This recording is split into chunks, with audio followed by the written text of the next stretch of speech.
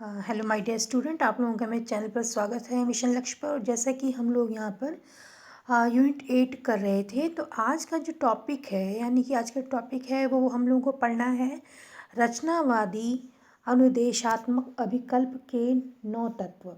इसमें जैसे कि हम लोग पढ़ चुके हैं गेगने का जो हम लोग 9 इवेंट पढ़ चुके हैं, वैसे ही ये भी है कि रचनावादी अनुदेशात्मक अभिकल्प के 9 तत्व। अब ये 9 तत्व कौन से हैं आप देख लीजिए, वही हैं जो हम लोग पढ़ चुके हैं। एक बार हम लोग देख लेते हैं। तो देखिए, पहला इसमें है गेनिंग अटेंशन, यानी कि जब बच्चा स्कूल में जाता है तो टीचर पढ़ाने आते हैं, तो टीचर पहले उसका जो अटेंशन है, जो उसका ध्यान है, इसको गेन करने की कोशिश करते हैं। चाहे स्टोरी उसको सुना के, चाहे कोई एक्टिविटी करा के उसके जो अटेंशन को, ताकि बच्चा उनकी बातों पे उनसे इम्प्रेस हो जाए, उनकी बातों पर ध्यान दे।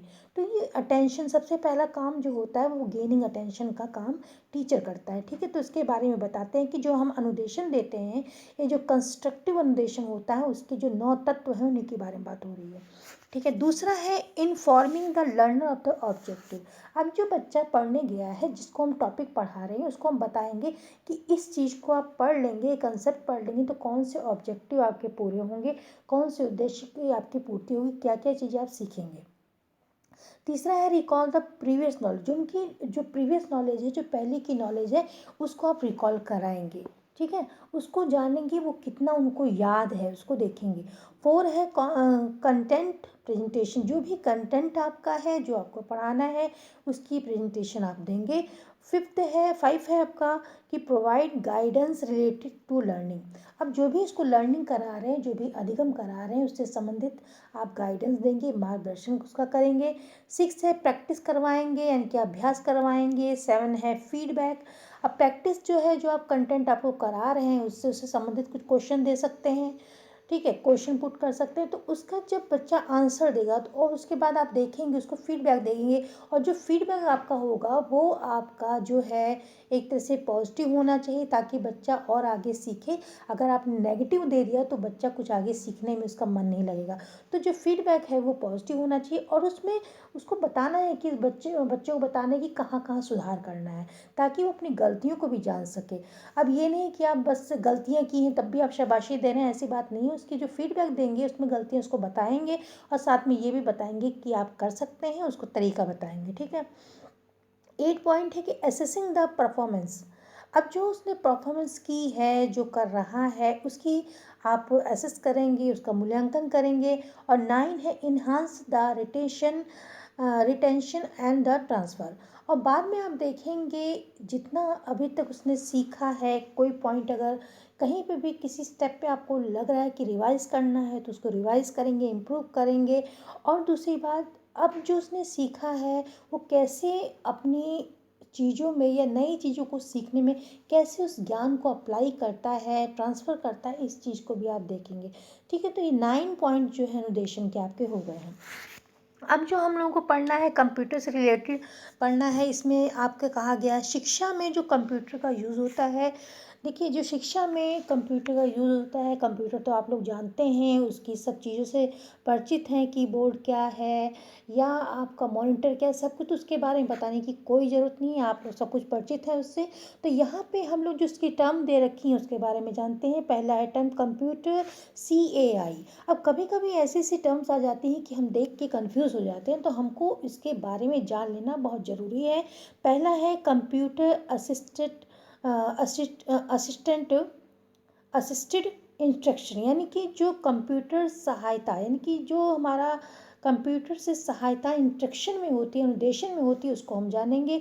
दूसरा है इसको हम कंप्यूटर एडेड इंस्ट्रक्शन भी बोल सकते हैं। ठीक है, और तीसरा पॉइंट देखिए कि कंप्यूटर असिस्टेड लर्निंग, यानी कि CAL, इसके बारे में हम लोग जानेंगे। ये भी कंप्यूटर से संबंधित है, यानी कि लर्निंग हो रही है, अधिगम जो बच्चा करता है वो किस तरीके से सहायता लेता है कंप्यूटर की, इसको हम जानेंगे। ठीक है, अगला है 4 है कि कंप्यूटर बेस्ड एजुकेशन। ये भी वही है कि कंप्यूटर में हम किस तरीके से एजुकेशन, किस तरीके से कंप्यूटर का यूज़ कर रहे हैं, लर्निंग को किस तरीके से हम सुविधाजनक बना रहे हैं, उसकी बात हो रही है। जो 5 है आपका पॉइंट है कंप्यूटर बेस्ड इंस्ट्रक्शन। इसकी भी वही बात है कि कंप्यूटर इंस्ट्रक्शन के रूप में कंप्यूटर का क्या यूज़ करते हैं। 6 है कि कंप्यूटर इनरिचिंग इंस्ट्रक्शन, यानी कि जो कंप्यूटर का इंस्ट्रक्शन में आप कितना उसका प्रयोग करें, कितना वो इनरिच है आपका कंप्यूटर से जो इंस्ट्रक्शन हो रहा है उसमें। 7 है कंप्यूटर मैनेज्ड लर्निंग, ठीक है, कि इसमें देखिए कंप्यूटर मैनेज लर्निंग में ये है कि जो बच्चा लर्निंग करता है, जो बच्चे से संबंधित जो भी डाटा है, जो भी उसको मैनेज करना जो होता है उसकी बात यहाँ पे, वो हम विस्तार से आगे पढ़ेंगे। चलिए अब पहला देखते हैं CAI। अब CAI क्या होता है, ठीक है, कंप्यूटर असिस्टेड इंस्ट्रक्शन की बात हो रही है, जिसमें कि अगर हम कहें कंप्यूटर से सहायता, यानी सहायता ली जाती है इंस्ट्रक्शन में, उसकी बात हो रही है। तो यहाँ पे देखिए कंप्यूटर से सहायता बच्चा लेता है अनुदेशन में, यानी कुछ सीखने में, उसको इंस्ट्रक्शन दे रहा है कंप्यूटर सहायक अनुदेशन, एक सेल्फ लर्निंग की बात हो रही है कि बच्चा स्वयं जो कंप्यूटर है, कंप्यूटर से इंस्ट्रक्शन प्राप्त करता है, आगे बढ़ता है, पढ़ता है। तो कंप्यूटर सहायक अनुदेशन एक सेल्फ लर्निंग या स्वयं शिक्षक तकनीक है, सामान्य तौर पर ऑफलाइन या ऑनलाइन भी होता है। देखिए कंप्यूटर असिस्टेड इंस्ट्रक्शन जो है, बच्चा स्वयं तो सीख रहा है, साथ में देखा होगा आपने टीचर्स कंप्यूटर के प्रयोग से अनुदेशन में प्रयोग करते हैं, उससे भी बच्चे लर्निंग करते हैं। तो यहाँ पे जो बात है कि कंप्यूटर किस तरीके से इंस्ट्रक्शन में यूज़ हो रहा है, किस प्रकार सहायता करता है, तो कंप्यूटर सहायक अनुदेशन एक सेल्फ लर्निंग स्वयं शिक्षण तकनीक है, और सामान्य तौर पर अगर हम साधारण रूप में देखें तो ऑफलाइन भी होता है, ऑनलाइन भी होता है। आपने देखा होगा कभी कभी ऐसा है कि प्रेजेंटेशन है या कोई चीज़ हम लोगों ने बना ली है, PPT बना ली है, उसको हम बना के रख लेते हैं, तो बिना हम उसके इंटरनेट के भी उसको बच्चों को शो कर सकते हैं, दिखा सकते हैं, ठीक है। और आपने देखा कि डायरेक्ट कोई वीडियो दिखाना है, कोई चीज़ दिखाना, तो हम ऑनलाइन से हमें कोई पिक्चर लेनी, कुछ लेनी, तो डायरेक्ट भी ऑनलाइन का प्रयोग कर सकते हैं। तो ये जो चीज़ है कि इसमें हम ऑफलाइन ऑनलाइन दोनों चीज़ों का प्रयोग करते हैं, जिसमें प्रोग्राम किए हुए अनुदेशात्मक सामग्रियों के साथ छात्रों की जो अंतःक्रिया होती है, जो इंस्ट्रक्शन होता है, वो शामिल होता है, ठीक है।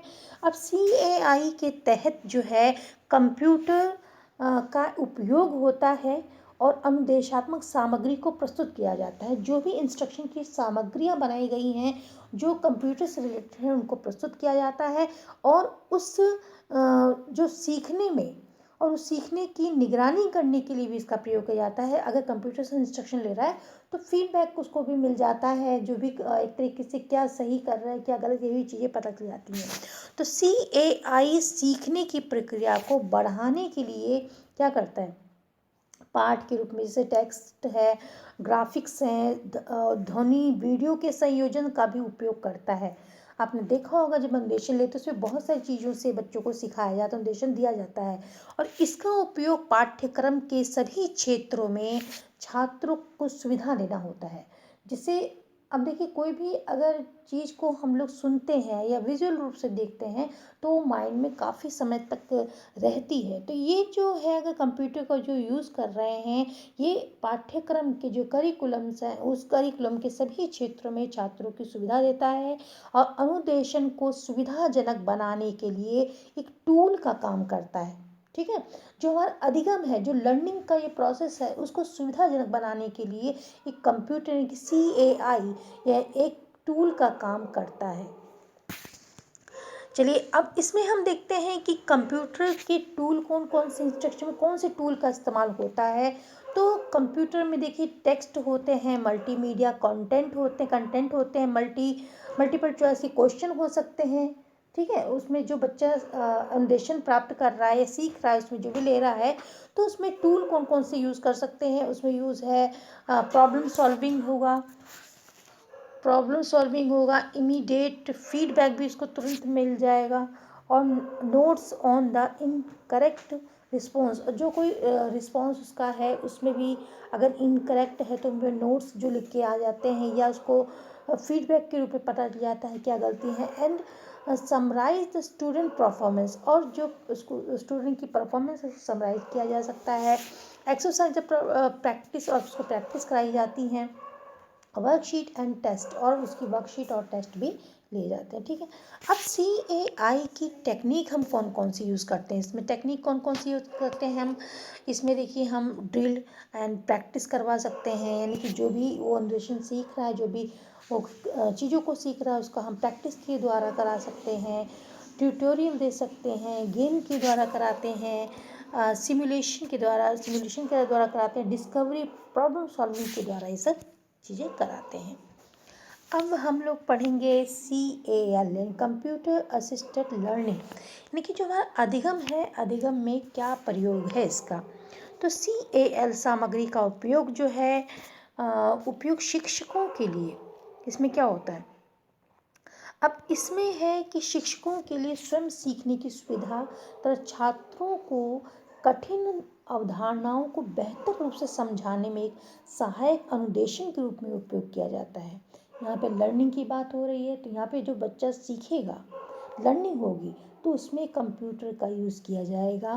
तो CAL सामग्री का उपयोग शिक्षकों के स्वयं सीखने की सुविधा तथा छात्रों को कठिन अवधारणाएं जो हैं उसको बेहतर ढंग से समझाने में एक सहायक अनुदेशन के रूप में प्रयोग किया जाता है उनकी लर्निंग में। ठीक है,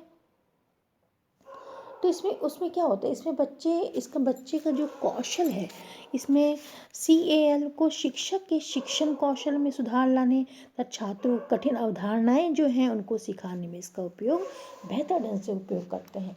और उसके CAL यानी कि जो कंप्यूटर असिस्टेड लर्निंग है, उसके तरीके क्या हैं उसको देख लेते हैं। तो इसमें ड्रिल होगी, प्रैक्टिस होगी, इनके माध्यम से उसकी लर्निंग हो सकती है और लर्निंग को इन्हांस किया जा सकता है। और ट्यूटोरियल हो गया, लेबोरेटरी केस सिमुलेशन हो गया। ठीक है, अब हम पढ़ते हैं कंप्यूटर बेस्ड ट्रेनिंग क्या होती है। कंप्यूटर बेस्ड ट्रेनिंग यह एक अप्रोच है जहाँ पे ट्रेनिंग की बात होती है, प्रशिक्षण की बात होती है, जो ट्रेनिंग के द्वारा परफॉर्मेंस जो प्रॉब्लम है उसको सॉल्व करता है। और ये व्यक्तिगत होता है, वह छात्र को इस योग्य बनाता है, CBT यानी कि जो ट्रेनिंग बच्चे को जो ट्रेनिंग दी जा रही है, ये छात्र को इस योग्य बनाता है कि अपनी नॉलेज और अपनी स्किल को प्राप्त करे और जो परफॉर्मेंस उसको दी है, परफॉर्मेंस को पूरा करे। यानी कि यहाँ पे एक तरीके से देखिए, जो ये कंप्यूटर बेस्ड ट्रेनिंग है, ये बच्चे को दी जाती है, ये अन्वेषण से ही संबंधित है। ठीक है, उसको वो ट्रेनिंग दी जा रही है, कैसे वो यूज़ करे इस अप्रोच का। ठीक है, ट्रेनिंग दी जा रही है, और ये टीचर्स को भी ट्रेंड किया जाता है। कंप्यूटर बेस्ड ट्रेनिंग टीचरों को भी दी जाती है कि किस तरीके से बच्चों के सामने हर चीज़ को प्रस्तुत करेंगे। तो ये एक अप्रोच है जो ट्रेनिंग के द्वारा परफॉर्मेंस जो होता है, जो प्रॉब्लम होती है उसको सॉल्व किया जाता है, परफॉर्मेंस को और बेटर किया जाता है। और ये इंडिविजुअल होता है, व्यक्तिगत होता है, और वह छात्रों को इस योग्य बनाते हैं कि इस प्रैक्टिस से, इस ट्रेनिंग से इस योग्य बनाया जाता है कि वे नॉलेज, ज्ञान को और स्किल को प्राप्त करें और अपने परफॉर्मेंस को अच्छी तरह से पूरा करें। आई होप बच्चों आप लोगों को समझ में आ गया होगा। अब जो है CBT जो प्रोवाइड करता है किससे, ये स्कूल में भी देखिए ट्यूटोरियल होगा, ड्रिल प्रैक्टिस होगी, लर्निंग बाय क्लोजिंग होगी, इसके द्वारा से ये जो ट्रेनिंग है इसको पूरा किया जाएगा। ठीक है, चलिए अब आगे बढ़ते हैं। CML यानी कंप्यूटर मैनेज्ड लर्निंग क्या होती है। ठीक है, अब इसमें मैनेज की बात हो रही है। मैनेज क्या होता है, मैनेज प्रबंधन करना हर चीज़ का। तो कंप्यूटर प्रबंधित लर्निंग ऐसी तकनीक है जो सीखने की प्रक्रिया का प्रबंधन करती है और मूल्यांकन करती है। यानी कि जो भी लर्निंग हो रही है उसका प्रबंधन तो करती है। प्रबंधन क्या क्या चीज़ें उसमें देखिए, अभी हम लोग क्या पढ़ के आए कि प्रोजेक्ट PPT का यूज़ होता है, बहुत सारी चीज़ों का कंप्यूटर में अनुदेशन होता है। तो इस सीखने की प्रक्रिया में तो इसकी मदद होती है, साथ में प्रबंधन भी होता है कि किस तरह से डाटा मैनेज करना है, बच्चों का नामांकन हो गया उनके, और उनका जो भी उन्होंने वर्क किया है उसका मूल्यांकन हो गया। तो ये सब कार्य भी इस पे होते हैं। एक ऐसा प्रशासनिक ढांचा प्रदान करती है जिसके माध्यम से शिक्षार्थी जो है उसका नामांकन हो गया, इकाई, मॉड्यूल चयन हो गया, अध्ययन सामग्री हो गई, इनके मूल्यांकन और निर्देश और प्रतिक्रिया जैसे कार्यों की बात करता है। ये सब चीज़ जो होती हैं इससे मैनेजमेंट की बात होती है, मैनेज होता है इसमें, तो एक कंप्यूटर मैनेज लर्निंग इसको हम कहेंगे। ठीक है, तो ये बच्चों अब हम पढ़ेंगे जो अब आगे का टॉपिक है वो है हमारा ODLM, यानी कि open and distance learner material. तो पहले तो देखिए ODL क्या होता है। तो ओपन एंड डिस्टेंस लर्नर यानी कि यहाँ पे दूरस्थ शिक्षा की बात हो रही है। जो डिस्टेंस एजुकेशन होती है, जैसे आपका इग्नू हो गया, आपका राष्ट्रीय टंडन हो गया, इस तरीके की जो यूनिवर्सिटीज़ हैं जो पढ़ाई करवाते हैं, जहाँ पे क्या होता है, जो बच्चे जिन बच्चों को एक तो जैसे आपने नॉर्मल स्कूल में देखा है, वहाँ पे प्रॉपर टाइम पे बच्चों को जाना है, एक प्रॉपर उनका करिकुलम होता है। ठीक है, वहाँ पे बच्चों को जाना है, अटेंडेंस होनी चाहिए, समय पे पेपर होंगे, सब कुछ एक निश्चित रहता है। लेकिन अगर हम दूरस्थ शिक्षा की बात करते हैं तो वहाँ पे बच्चों को वहाँ पे जाने का कोई बाउंडेशन, हम उसको वो नहीं करते कि हाँ डेली स्कूल जाना है। वो अपनी सुविधा के अनुसार उसको, जैसे हम लोग डाक से, अब तो बहुत सारी सुविधाएं हो गई हैं, तो बच्चों को भेज देते हैं, बच्चे अपने हिसाब से इसमें पढ़ते हैं, सेल्फ स्टडी करते हैं और फिर उनका पेपर लिया जाता है, एग्ज़ाम देते हैं और उनको सर्टिफिकेट दे दिया जाता है। लेकिन उसी एजुकेशन की यहाँ पे बात हो रही है। ये जैसे बहुत कहीं कहीं आपने देखा होगा, बहुत ऐसे क्षेत्र हैं जहाँ स्कूल या कॉलेज बहुत दूर हैं, तो वहाँ पे भी जो डिस्टेंस एजुकेशन है, जो दूरस्थ शिक्षा है, एक वरदान के रूप में काम आती है, बच्चों के लिए यूज़फुल रहती है। वहाँ पे बच्चे अच्छी तरह से शिक्षा प्राप्त कर पाते हैं। अगर उनके पास समय नहीं, कोई बच्चे हैं जैसे मान लीजिए वो उनकी जॉब लग गई है, बड़े हो गए, उनकी जॉब लग गई है, तब भी वो अपनी शिक्षा को और ज़्यादा बढ़ाना चाहते हैं, अपनी एजुकेशन को बढ़ाना चाहते हैं, तो वो डिस्टेंस एजुकेशन से डिग्री ले सकते हैं। तो इस तरीके की यहाँ पे बात हो रही है, ओपन यूनिवर्सिटीज़ की बात हो रही है।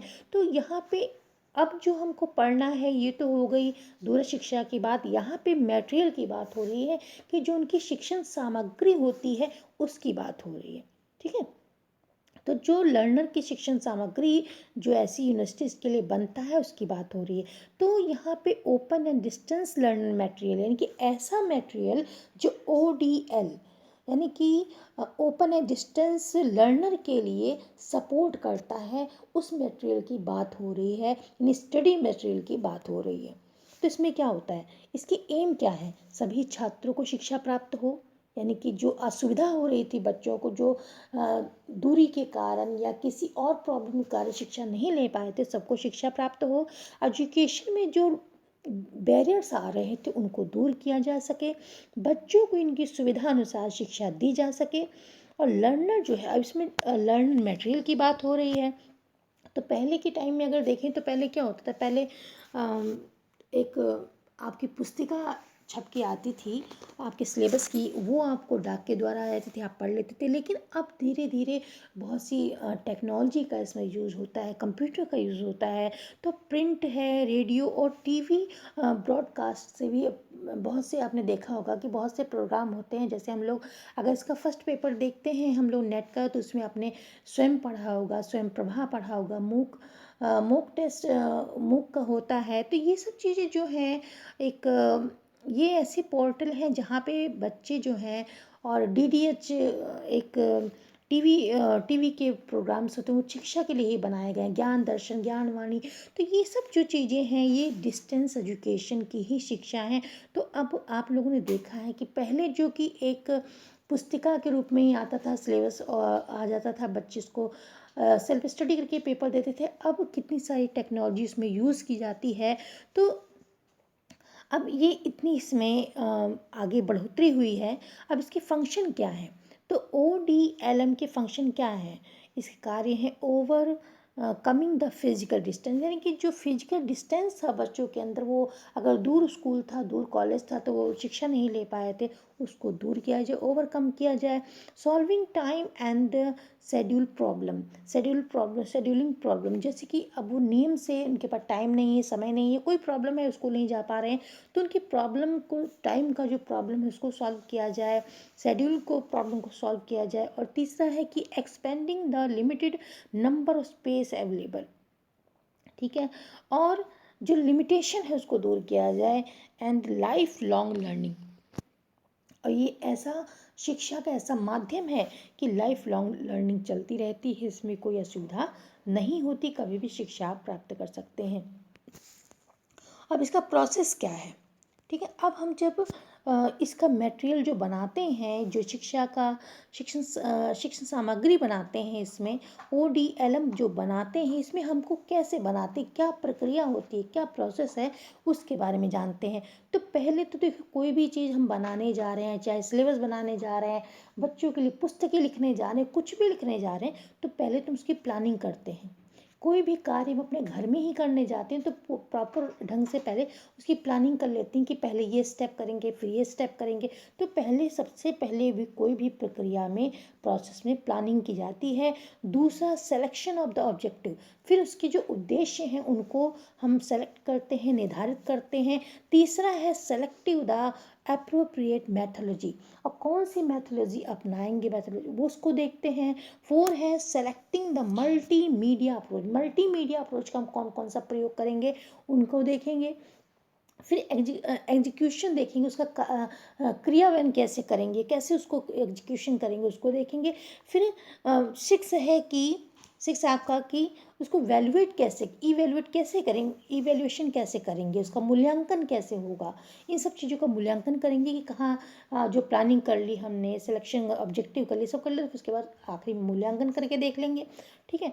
इस तरीके से जो ODLM जो सामग्री है, प्रक्रिया है, इसकी वो होती है और इस तरीके से निर्धारित होती है।